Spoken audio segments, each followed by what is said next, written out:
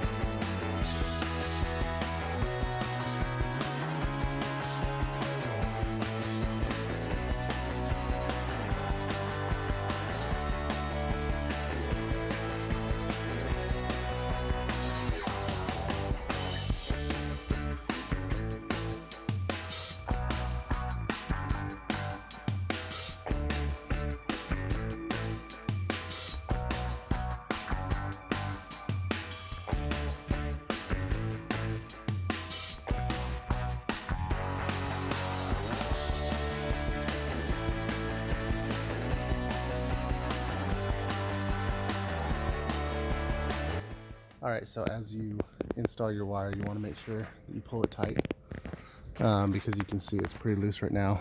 But as you staple it in, you need to pull it tight. Make sure you can get some of that slack out. Make it a lot tighter and better to look at.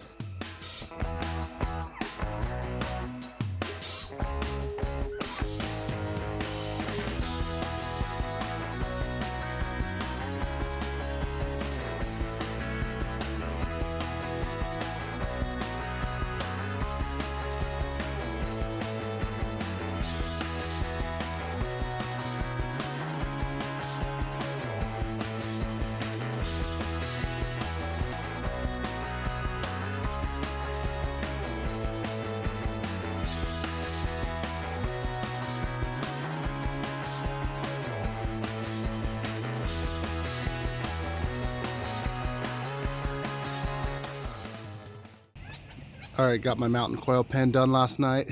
Got it installed, got the roof on, got the birds in there. A lot more space all to themselves. Still a couple things I need to do to landscape it and make it what I want it to be. But I got a nesting box here. I'm gonna cut out the wire right here, add a flap on there so I can actually open that and get the eggs out. Make it pretty easy that way. Put a latch on there. I'll put a lock on that latch. As you can see, got black hardware on there, and then with the white cage. So got the birds in there, looking good in their new space. Hoping to have a good season. Unfortunately, I'm down to 1 female and 3 males right now, but still enjoy them. They're one of my favorite birds. Super calm. A lot different personality than the Gambles, Scaled, and Valley that I have.